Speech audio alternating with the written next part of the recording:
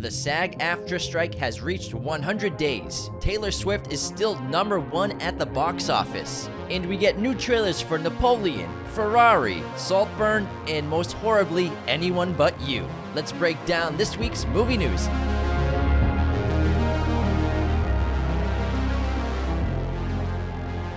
Hello, movie friends. Welcome back to another episode of Raiders of the Lost Podcast, the ultimate film and TV podcast. Another episode of movie news where we go through all of the industry news so you don't have to.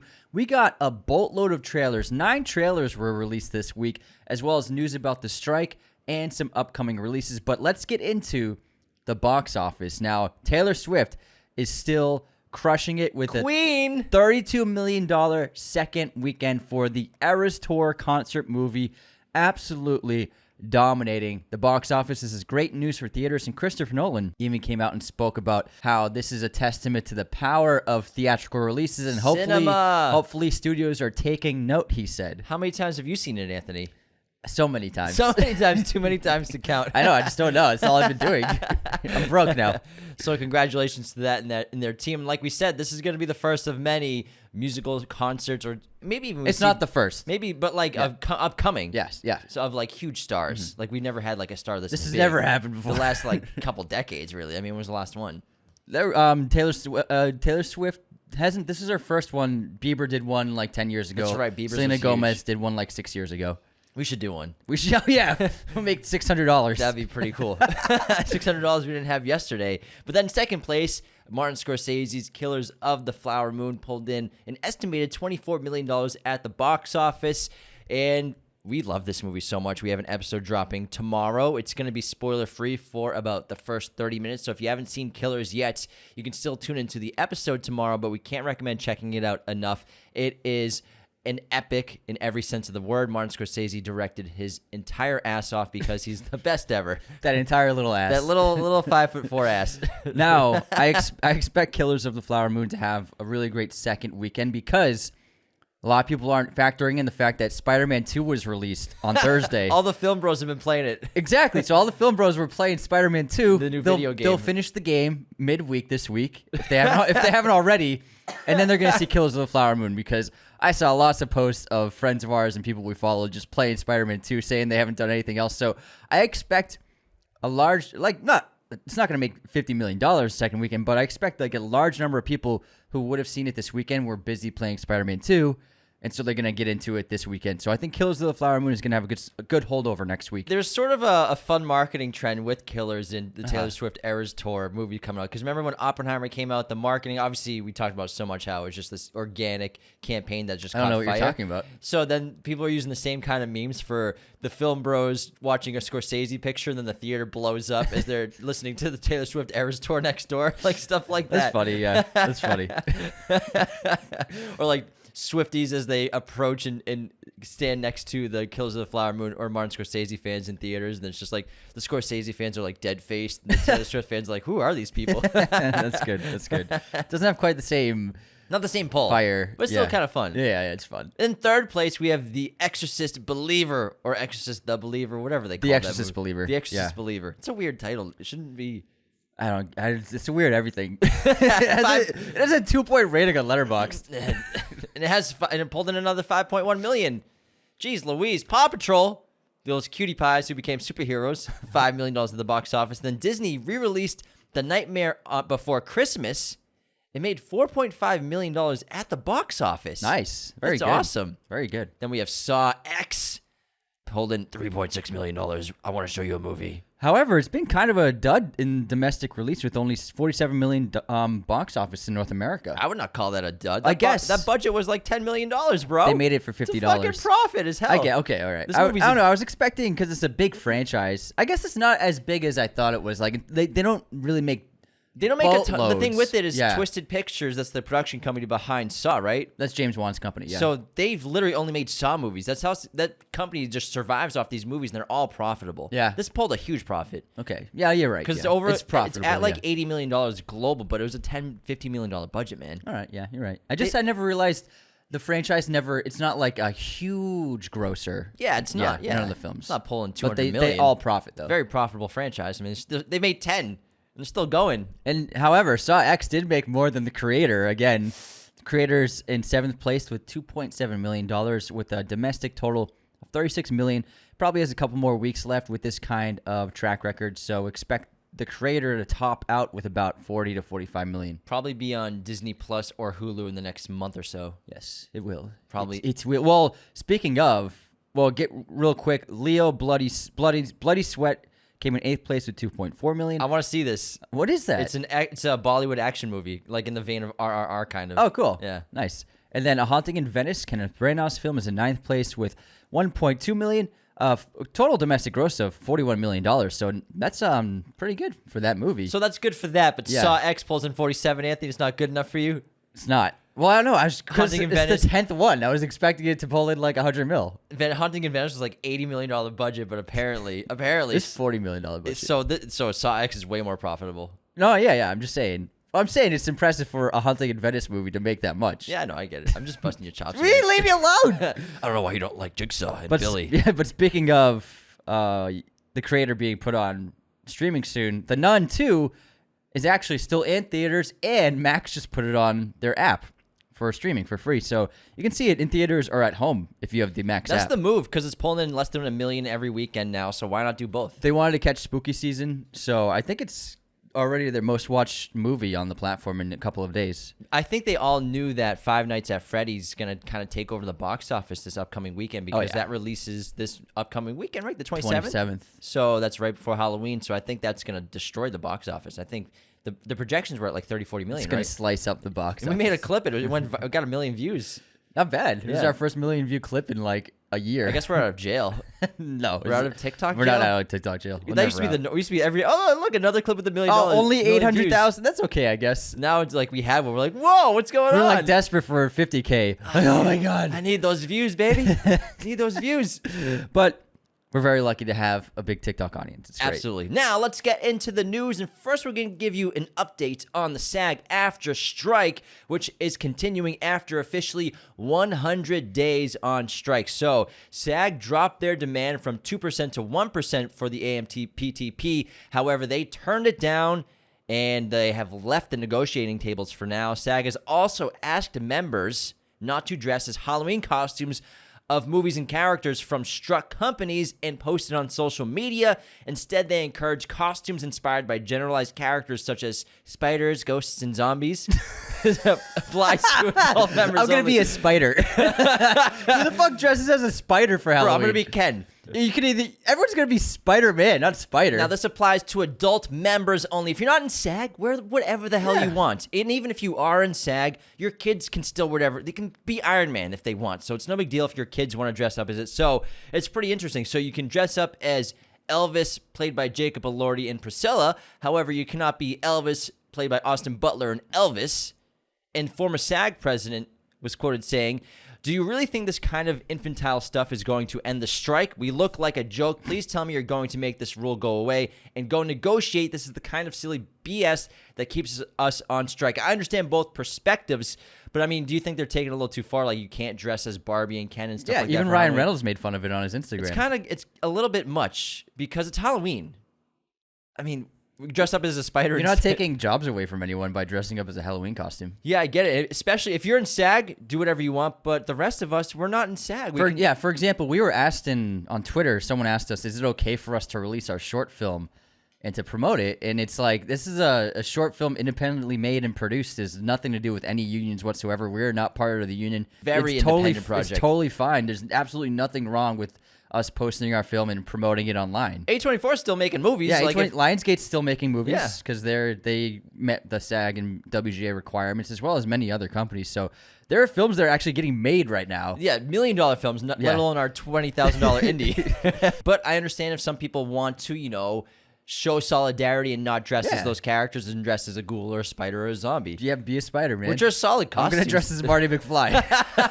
that's what's gonna happen. Now, SAG-AFTRA's streaming revenue share proposal would only cost these companies less than 57 cents per subscriber each year. And also remember, all of these studios, not only have they rejected this proposal, but they've also increased all of their subscription fees, By every one of them. by several dollars. Several Yeah. dollars every single month. I mean, what? Hulu went from like 10 to 18. It's at 20. It's not $19.99 now. Netflix has one that went up to $18 as well. For the minimum, yeah. For no Disney ads. Plus is up.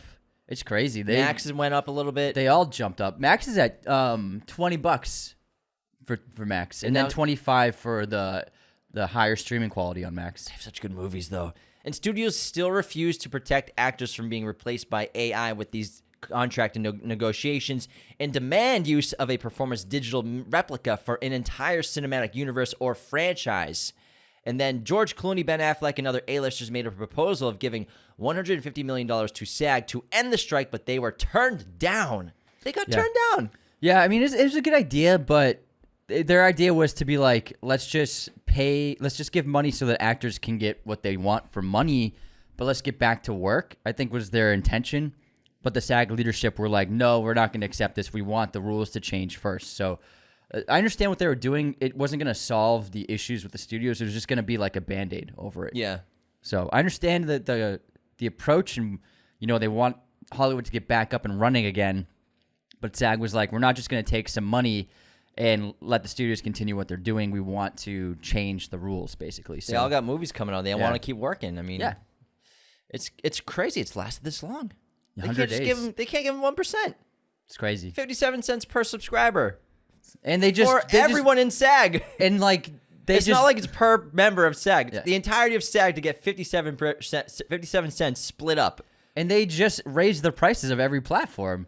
So, and they raised them by like $5 each. So it doesn't make any sense. Like you could easily pay the actors based upon your price hikes. I really hope it gets solved soon. These people deserve to get paid. And I selfishly want new movies to come out. You just want Dune 2 to come out. I do just want Dune 2 to come out. All right, let's get into some news. Empire Magazine released a cover story for Aquaman and the Lost Kingdom, and it includes exclusive images, and the film is being described as a buddy comedy with a retro 60s horror-inspired aesthetic. I think the trailer looked like a lot of fun. I'm not a big fan of Aquaman, the film, but this one looks really cool. I like the first one. Yeah. I liked it. all right. And it made $1 billion. So, I'm just saying. does that mean it's good? it was a hit? Transformers Dark of the Moon made $1 billion. That's the best movie ever made of all time. What are you laughing at? Goated. I love Transformers, but no, I'm excited to check this Really? out. How many Transformers movies have you seen? 3. What are they called? Transformers 1, 2, and 3. Got him! Moving on. Busted. George Carmy's like rolling his eyes right now. Oh, so you're a Transformers fan? I think he loves one of them. Yeah, Uh-huh. I saw. I think the first one's good. I think he gave one of them 5 stars. Damn. A lot of people like them. There's very successful. Oh and no, loved yeah, movies, yeah, for what they are. It's not my thing. It's not my cup of tea. Also, I've I like seen Pacific Rim better. I've seen the first two. I've seen the first 3. Once Shia was gone, I think I watched some of the first one with Marky Mark, Uh-huh. but I wasn't really into it. Interesting. So I haven't seen the last 2, I don't think. Moving on to Disney live-action remakes. The studio is developing even more live-action adaptations of animated films like Tarzan, The Princess and the Frog, Frozen, and Tangled, of course. They're going to make a live-action Frozen? Yes, and Princess and the Frog. But why? It's such a hit as an animated movie. It's not like an old one. Because they could get another hit. But it's not like a Disney classic. It's just like a new movie. It's a modern classic. Yeah. The Well, first one. I guess. Yeah, it's almost 20 years old, man. No, it's... Nuh-uh. Yeah. 2008? 2006? Something. Well, they made another one, like, not Yeah. that long ago. Yeah, but it's a modern classic. I don't want a live-action Frozen. Are you a big fan of Frozen? I've seen the first one like 20 times, dude. Annabelle. You weren't doing it by choice. Well, I still It was see it. as a babysitter of a young girl. They're great. It's great. Frozen was put on. It's a good movie. I know it's a good movie. It's a banger, I'm not dude. saying it's bad, The but music, I think have you ever heard the music? It's really good. I've never heard of any of the songs from Frozen ever. But yeah, I mean Tarzan. They've already done Tarzan so many times. Is the thing. Well, I think Sony did the last Tarzan that David Yates made. Okay, with Skarsgård. Yeah, it was Skarsgård and Margot Robbie and Sam Jackson. So This will be an adaptation of the Disney animated film. It's interesting how many characters Sony and Disney share. No, that's public domain, I believe. Tarzan was written a long time ago. Edgar Rice Burroughs wrote it in like the 1912 or something. All right, so it's really different. old It's movie. different than Spider-Man and the shared custody Exactly. they have over Tom Holland right now. Yeah. It's like a divorce, and they're trying to we get him on weekends, we get him during the week. The writer of Tarzan actually wrote John Carter of Mars. That's right. That book, Princess of Mars. Same writer. It's a Very good cool. book. It's a good book, but It's a good guy. it's a good guy. It's the ugliest fucking guy I've ever seen in my life. But man, Cool this is hunting. just what they're doing. I mean, they've already done several this past 10 years, so it's just expect more. And then we have because Snow White's coming out this upcoming year, 2024. Oh, it's coming out 2024. Okay, yeah, Yeah, because we haven't seen a trailer it's yet. still have it's we? in post right now. They filmed it. They finished filming like a month or two ago. I'm really curious to see the reaction Me with too. that trailer. I saw some of the set photos. The firestorm that Snow White is about to endure next year it's gonna be. We're gonna see. Oh, thanks for the I candles. forgot to turn the candles on. We're gonna see the trailer probably this winter. I would guess they're gonna No, this upcoming week. this week. They're dropping the trailer. That's the rumors. Next week, the trailer's gonna drop. Was there a big Disney movie coming out that they're gonna use it as a promotional for? I wonder. What besides Snow White? No, yeah. Is there like a Disney release that they're gonna slap the trailer on? Maybe. Who knows? Yeah. I'm not sure.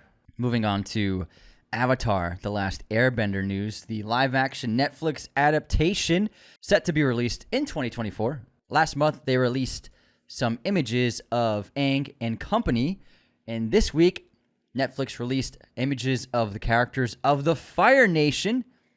It looks pretty good.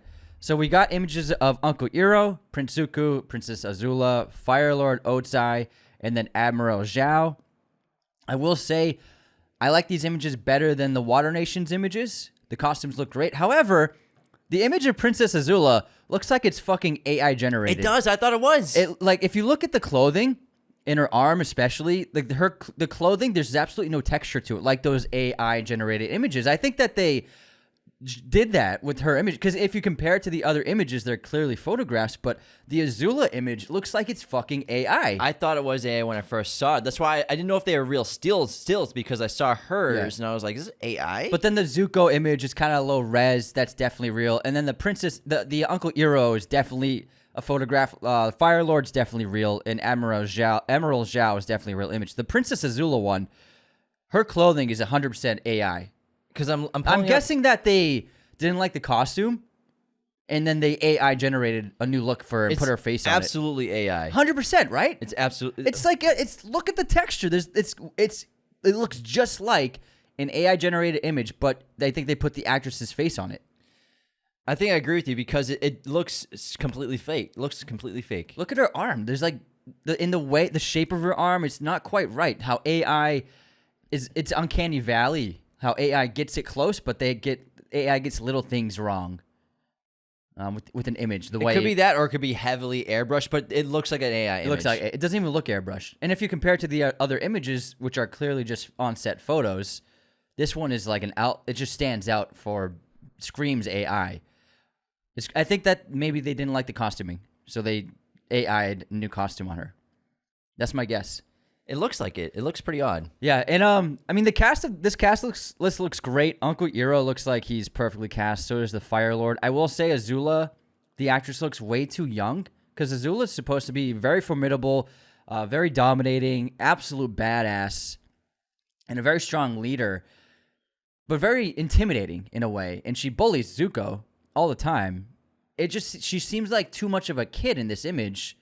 Maybe the performance will showcase those characteristics and those traits, but I was hoping for Azula to be a little bit older to really get a sense for that character. She looks like too much of like a teen, like a preteen. Yeah, I mean, how many seasons? 3 seasons. They're gonna make 3 seasons of this, so maybe they want someone that's like on the cusp of like getting a little older. Yeah, well, none of them are adults in the show. They're teens and late teens. Yeah. But I mean, they should have gone with someone who maybe was 17, 18 years old and cast them as like a 15-year-old. Dude, I can't stop looking at the wardrobe. It looks so fake. It looks It's fake as hell, flat. man. Yeah. Like she has her cloth wardrobe underneath, like 2 robes, then armor on top, but it all looks just like a flat image. But it has that same color palette in tone that AI images have. You know what I mean? oh, you can see the line from the AI generation.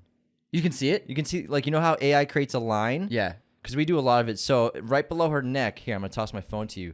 You can see the skin tone of her skin. Oh my change. So it's there. there. We actually it's across her shoulder. Yeah, we actually use AI to expand images for when we make thumbnails. It's actually a very useful tool, and it leaves this kind of line and slight different coloration of whatever you're expanding. Holy you can see it across the shoulder armor too. Yeah, it's 100% AI image. It's so AI, man. Yeah, they AI'd her clothing. That's what it was.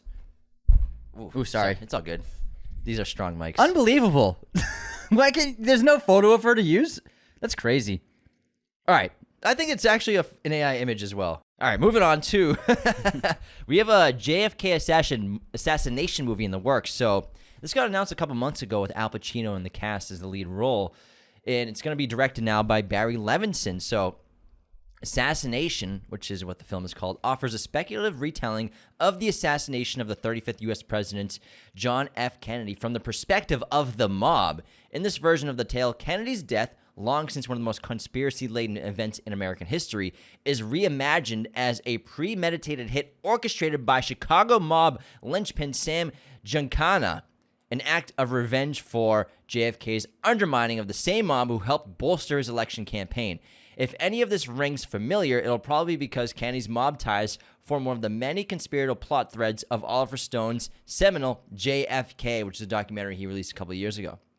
Pacino is aboard to play senior mob boss Tony Accardo, whilst Viggo Mortensen, Shia LaBeouf, John Travolta, and Courtney Love are all set to help bring Mamet's screenplay to life. Oh, David Mamet, I'm sorry. The project, which also boasts There Will Be Blood and Nightcrawler DP Robert Elswit amongst its crew, is hoping to start filming next year. We also got hints of this in The Irishman. Irish Americans were talking about how JFK, he's going to remember the people who won him the election in terms of the mob, the Irish mob helping him get votes amongst Irish citizens. And then they were all pissed about him basically turning his back on them. Yeah, there's also a reference in the Departed to not like the mob helping JFK, but in the opening, we got an Irishman in the White House. We had one in the we got the White House. Yeah, we got the. There's White a reference House. to JFK in the White House. The first time an Irishman was president. We never had an Italian president, by the way. Sounds really Never have. That makes a lot of sense though. Nobody liked Italians when For they a moved very here. long time. Very long time. Yeah, it makes a lot of sense. Lots of prejudice against Italians. Prejudice against Italians! In this day and age. I'm trying to bang this broad. Can you help me out, Henry? Goodfellas reference. I don't know what happened. He said he really liked you. As he's eating. Look, I love Tommy. All right, You got some nerve standing me up, mister. Who do you think you are, Frankie Valli? Next up, James McAvoy is set to make his directorial debut with a Scottish musical about Syllable and Brains, a Scottish hip-hop duo consisting of Gavin Bain and Billy Boyd, not to be confused with Scottish actor Billy Boyd for Lord of the Rings. Who's from Mary. Yeah.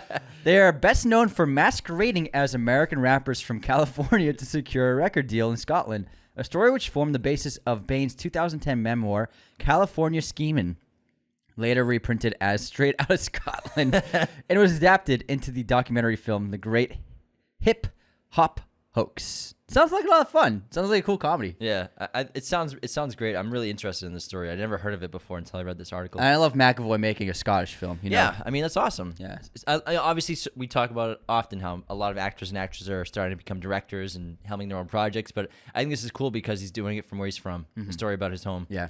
Pretty cool. The Boy and the Heron, we got some news. This movie's coming out publicly very soon. It's getting some early screenings in the U.S. right now. It's also getting an insane English-speaking dub cast for voiceover work. We have Christian Bale, Florence Pugh, Robert Pattinson, Dave Bautista, Gemma Chan, Mark Hamill, Willem Dafoe, and many others will be doing the voice for English-speaking in this version. Yeah, Karen Fukuhara from The Boys as well. Yeah, and then I think Tony Revolori is in it as well. Nice. And Christian Bale previously voiced Howell in Howl's Moving Castle, so he's worked with the studio before. Pretty cool stuff. This is an awesome cast. Christian Bale's huge in China. Is he? Yeah. Oh yeah, he made that Japan, Chinese in movie. Japan. That's yeah. right. What was it? So he plays an American in China during the Civil War, and he poses as a priest at a church to basically save his own neck, and then he ends up protecting the woman inside the church from soldiers, pretending to be this priest. The Flowers of War. Flowers of War. It's really great. Yeah. But he's really big in the Asian market, so it makes sense. Like Fucking Batman, dude. Yeah, he's Batman. He's Christian Bale. He's the fucking man. He's awesome. I'm sure. I mean, he's huge in Japan from Howl's Moving Castle, so They love him out there. Next up, we have a couple of TV series getting renewals. The Bear got renewed for season 3, obviously, and Gen V got renewed for second season, which has been a hit. And we are going to watch Gen V once it's over and then do an episode on it. We're going to get on it, we promise. Yeah, we're going to do a full season review. We know a lot of y'all have been watching it and are loving it. And we love The Boys. And have heard nothing but good things about it. Yeah. All right, let's get into the trailers. We got 9 huge trailer releases. Some of them are new trailers for teasers that we've already seen in the past earlier this year, and some of them are brand new trailers. But let's start off with Napoleon.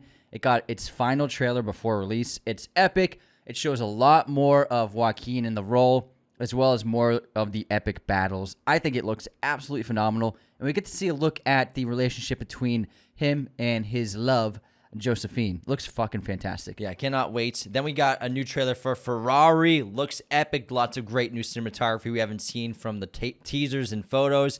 Cannot wait to check this out. We're huge fans of Michael Mann. The cast is awesome. Adam Driver, Penelope Cruz leading this film, as well as Benny Safdie's in this movie as well. He's all over the place. He's killing it, man. He's in like every fucking movie. Legit. The curse, he looks awesome as well. I love his design in the curse. He got like the long hair and goatee. It's pretty Leather funny. pants. Next up, The Zone of Interest, Jonathan Glazer's new feature film. I think it might be his first feature since Under the Skin. He's made a bunch of shorts and stuff, but he's a really fantastic director. The Zone of Interest is getting rave reviews on the festival market. It's at an 8.1 on IMDb so far, and it's about the family whose patriarch, the husband and father, is running a concentration camp for the Nazis, and then he and his family have cultivated a home just outside that property and have tried to create some kind of semblance of normalcy, and it showcases the contradiction of the perfect family home with right next door to a concentration camp. And it's got a really interesting poster. The poster is just an image of like the backyard and the house, and it's like pristine, beautiful, very homey quality, and then it's everything else above the house. It's just black, and it says the zone of interest. So it's basically showcasing like it's like this little peaceful home within this huge amount of darkness. It's just a great poster. Yeah, I retweeted it. I said it had Parasite vibes. Yeah, but it looks fantastic. It does. I can't wait. It's an excellent poster as well. Next, we had The Boys in the Boat, which is George Clooney's latest film. It's during the height of the Great Depression. Members of the rowing team at the University of Washington get thrust into the spotlight as they compete for gold at the 1936 Olympics, which were held by Nazi Germany in Berlin, by the way. Nazis are hot this year in this Oscar season. Nazis are in a lot of movies. Yeah. I mean, it's a big Oscar bait theme. Oscar bait, but also historical films. Yeah. There's quite a few, Yeah. as well as allegory in many, many movies. But the trailer looks great. Joel Edgerton plays the coach of the team, and he's fantastic. And then Callum Turner, yeah. who plays Newt's brother in Fantastic Beasts. We can never remember his name. It's just Newt's brother. Newt's brother, Callum Turner. He's having a big year because he's in Masters of the Air as well. It's true. Yeah, That movie's, so I can't wait to see that movie. He's gonna blow up. He's a really good actor, and I mean George Clooney's awesome. The cinematography looks great. Fun story. I love Super fun story. I love underdog stories. True. I love sports dramas when they're well done. Plus, the backdrop of the 1936 Olympics Yeah. is really interesting.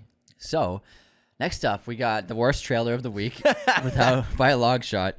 Anyone But You, starring Sydney Sweeney and Glenn Powell. We were joking about this film last week when the trailer was illegally put on TikTok, and then we found it there. But they finally officially released it, and now the whole world could see how dumb this movie looks. It does not look good. Zero chemistry is seen in this trailer. It does not look good.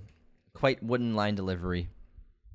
And yeah, it's just this couple that these two very attractive people who have to pretend like they don't like each other, but they don't like each other, but they have to pretend they're in a relationship for a wedding. Yeah. Riveting. Yeah. Riveting stuff. Moving on to one of my favorite trailers of the week. Been waiting for this film to drop, so we got our trailer for American Fiction, which stars Jeffrey Wright. This movie looks excellent. It's about hypocrisy. So a quick synopsis. Monk, played by Jeffrey Wright, is a frustrated novelist who's fed up with the establishment that profits from black entertainment that relies on tired and offensive tropes. To prove his point, he uses a pen name to write an outlandish black book of his own, a book that propels him to the heart of hypocrisy and the madness he claims to disdain. So he plays this author who's been trying to sell books for years. He's a good author. He's a black author, but the publishing companies don't want his books because they want a more profitable black story according to them, and it shows the hypocrisy of a lot of entertainment these days of what they're pushing out there. The media just pushing the stereotypes of a culture. Yeah, and he goes to his agent. His agent's like, they want black books. He's like, I'm a black author. I wrote this book. It's a black book. They're like, that's not what they mean. But it's a great trailer. This movie looks awesome because it shows so much hypocrisy out there. It's really funny, and I thought it was a really fantastic trailer. I'm actually looking forward to it. It got a lot of attention at the festival it showed at. And after that, I was like really intrigued, and I just love Jeffrey Wright too. He's a fantastic actor. It has that tone of what was it last year? The Woody Harrelson as the captain on the ship.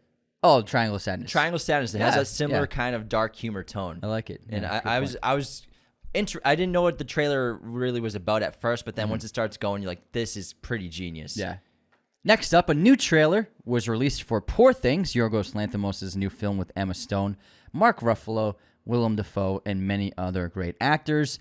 I actually did not watch it because I don't want it to be spoiled for me. Me neither, dude. Yeah, but if you want to watch it, it's out there. It's out there in the ether. I don't know what's in it, but I want to, because I've saw enough in the first trailer where I'm already like gonna see this movie, so I don't want to give anything more away for myself. Next up, we got a new trailer for Saltburn, which is a hotly anticipated film starring Jacob Elordi, Barry Keoghan, as well as Rosamund Pike. And it looks really interesting. Great cinematography, great production design. I'll watch anything that Barry Keoghan's in, so I think a lot of people are jacked up about this film. Carey Mulligan's in it as well. And Alison Oliver. Yeah. Oh, yeah, Carey Mulligan is in it. Yeah. Let's get into some miscellaneous news. So what's this Martin Scorsese...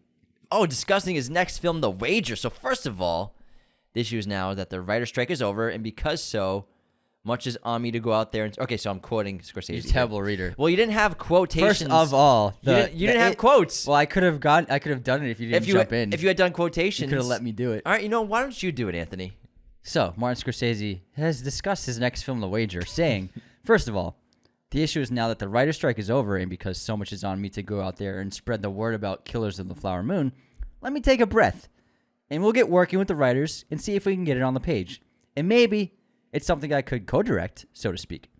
It'll be difficult to shoot a movie out on the water, but there are ways now with certain technical things we could do to make it bearable. Depending on how we get the script together, I'm not sure if Leo will play Lieutenant Byron or the crazy captain. There's a lot of good parts. This is less than 100% until I have the script. That's the case.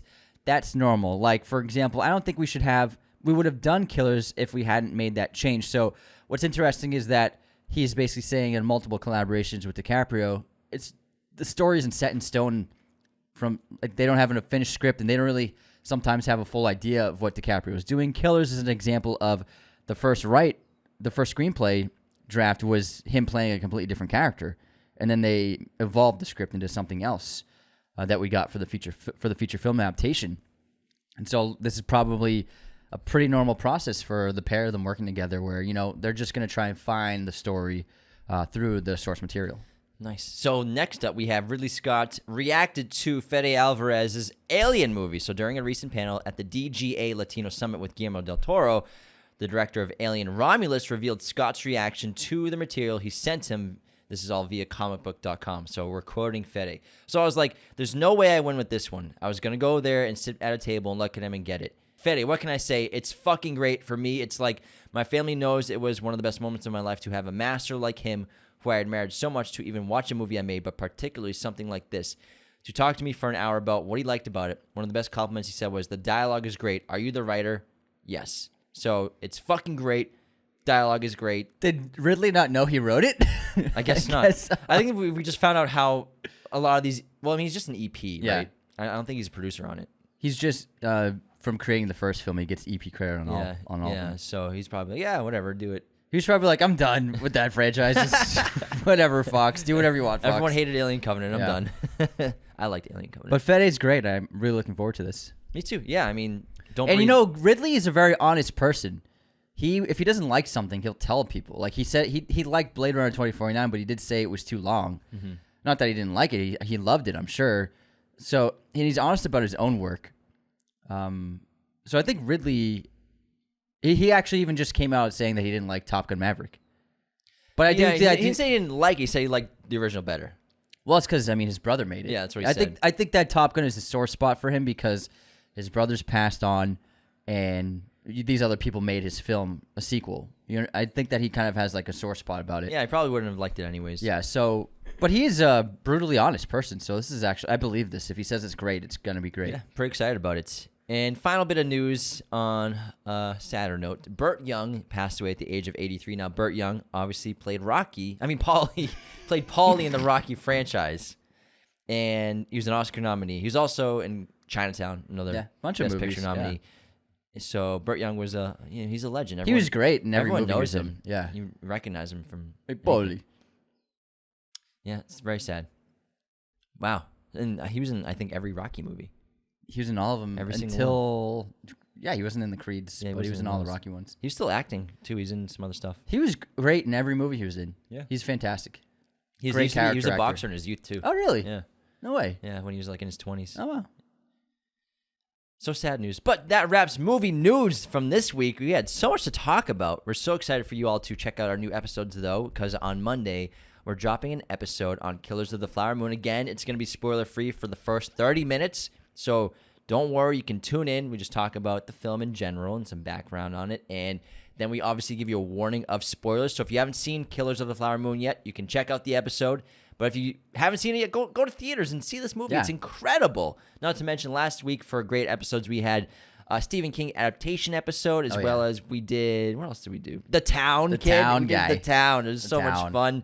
And then after Killers of the Flower Moon, on Wednesday, we're doing an episode on Universal's Monsters. We're going to talk about the contemporary ones like The Mummy and The Invisible Man, as well as the Dark Universe, why it failed. Not to mention, we'll be talking about the classics like Frankenstein, The Bride of Frankenstein, The Invisible Man from 1933. Dracula. Wolfman. All of those. The Creature from the Black Lagoon. Lagoon. So it was a great kind of fun episode just talking about this entire last 90 years, 800 years of Universal's horror cinema. We also ranked the classic monster movies, best 10. It's a fun list. It was a lot of fun. Yeah. So you can't recommend checking that out enough because it was a blast to do. All right. See y'all next time. Thanks for tuning in. I didn't really like that. Thanks for tuning in. Thanks. No. See you next time. Yeah, you good? Is that what you're going to use? I'm happy. All right, you're happy now? Bye. Thank you for watching Raiders of the Lost podcast. Be sure to hit that subscribe button, hit the like button as well, notifications for sure. Listen to the show on Apple Podcasts, Spotify, everywhere you can listen to podcasts, and be sure to check out this other content we have on our YouTube channel.